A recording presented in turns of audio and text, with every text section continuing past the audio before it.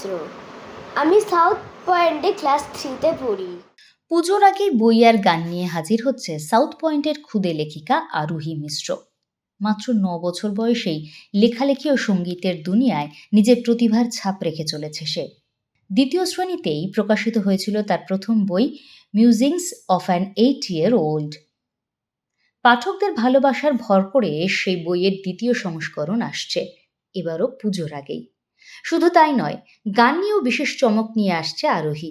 বাবা সানি মিশ্র রাজ্য সরকারের শিক্ষা দপ্তরের আধিকারিক ও নিজেও 4টি বইয়ের লেখক।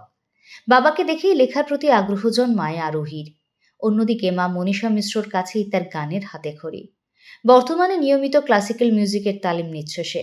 স্কুলে পড়াশোনাতেও সমান মনোযোগী আরোহী। ক্লাসের মনিটর, প্রতিটি অনুষ্ঠানের সক্রিয় অংশগ্রহণ, সবকিছুতেই উজ্জ্বল উপস্থিতি তার। বাবা মায়ের অকুণ্ঠ সমর্থন ও ভালোবাসায় এগিয়ে চলেছে এই ক্ষুদে শিল্পী। পুজোর আনন্দের আবহে তাই পাঠক আর শ্রোতাদের জন্য দ্বিগুণ উপহার নিয়ে আসছে সাউথ পয়েন্টের 9 বছরের প্রতিভাবান ছাত্রী আরোহী মিশ্র। আমার নাম আরোহী মিশ্র। আমি সাউথ পয়েন্টে ক্লাস 3তে পড়ি। আমার ক্লাস 2তে একটি বই লেখা হয়েছিল, তার নাম হলো মিউজিংস অফ অ্যান 8-year-old। তার সেকেন্ড এডিশনটা পুজোর শেষে বেরোচ্ছে। আমি এখন আরেকটা নতুন বই লিখছি, যেটা উইন্টারে বইমেলাতে বেরোবে। এছাড়া এই বছর পুজোতে আমার 2টি গান বেরোতে চলেছে। আমি যখন ছোটোবেলায় আমার বাবাকে দেখেছিলাম বই লিখতে, তখন আমারও ইচ্ছা হয়েছিল যে আমি বই লিখবো একটা। পড়াশোনা ও বই লেখা ছাড়া আমি গান গাইতে ভীষণ ভালোবাসি ও অনেক বই পড়ি। বই লিখেছি, 3টে ইংরেজি উপন্যাস আছে আমার, একটা বাংলা গল্প, ছোট গল্প সংকলন আসতে চলেছে আগামী কিছুদিনের মধ্যেই, সেটা ঘোষণা হয়ে যাবে। 4টা বই আপাতত লেখা হয়েছে, আরও পরবর্তী কাজ চলছে। বই লেখার ছাড়াও আরও সেগুলো নিয়ে আরও অন্যরকমভাবে এগানোরও প্রস্তুতি চলছে। এটা বাবা হিসাবে খুব গর্বের জায়গা আমার, যে আমার যে লেখালেখি সেখান থেকে আমার মেয়েও এই গুণটা পেয়েছে, মেয়েও এরকম লিখছে।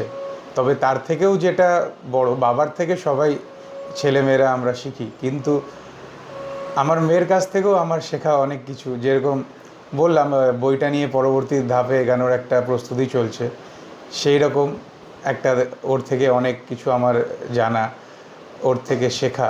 বা অফিসে কাজের পরে অনেক সময় যখন চাপে পড়ে যাই, ভাবি আজকে হয়তো লিখবো না, আজকে হয়তো পড়বো না, সেখানে ফিরে এসে যখন দেখি যে ও সারাদিন পড়া, গান বাজনা বা অন্যান্য কাজ করার পরেও একটা গল্পের বই নিয়ে বসেছে, সেখানে আমারও আগ্রহটা তখন আরও হারায় না, যে না, ও যখন পড়তে পারছে তাহলে আমি কেন পড়তে পারবো না, আমি কেন লিখতে পারবো না। এনকারেজ বলতে জিনিসটা ওর মধ্যেই আছে আর কি, যে ছোটোবেলা থেকেই ও প্রচণ্ড পরিমাণে বই পড়তে ভালোবাসে। যখন ও বই পড়তে শেখেও নি, তখনও ও বই নিয়েই আর কি পড়তে শুরু করে দিত। ছবি দেখতো, ছবি দেখে জিনিসগুলো আমাদেরকে এক্সপ্লেন করতো, যখন ও পড়তে শেখেনি। তো আর গানটাও সেই একই রকমই ছিল। ছোটোবেলা থেকেই ও সুর মেলাতো, যা গান শুনতো তাই শিখে নিত, এই দুটো জিনিস ওর সাথে ছিলই। তো আর যেটা ও অ্যাকচুয়ালি বাচ্চা যার হয়, যেটা ও ভয় পায় আর কি, যে আমি হয়তো পারবো না করতে, লিখতে পারবো না, মানে লিখবো, পাপা লিখছে আমাকেও লিখতে হবে, কিন্তু আমি লিখতে পারবো না, তো ভয় পেয়ে যায়। সেখানটাতে ওকে উৎসাহ দেওয়া যায়, না তুমিও পারবে, তুমি কেন পারবে না। তো এইটুকুই আর কি, আর বিশেষ কিছু না। ওর ইচ্ছেটা প্রচণ্ড পরিমাণে বেশি সব কিছুই, মানে আমি বন্ধুকে হয়তো কিছু একটা দেখলাম বা অন্য কাউকে একটা জিনিস দেখলাম যে সে তো এটা করছে, আমি কেন করব না, এই ইচ্ছেটা ওর মধ্যে আছে। তার সাথে যেটুকুনি ভয় আছে যে হয়তো আমি পারবো না, সেইটুকুনি বলো না কেন তুমি পারবে না, তুমিও পারবে, এইটুকুনি, এছাড়া বিশেষ কিছু ওকে বলতে হয় না।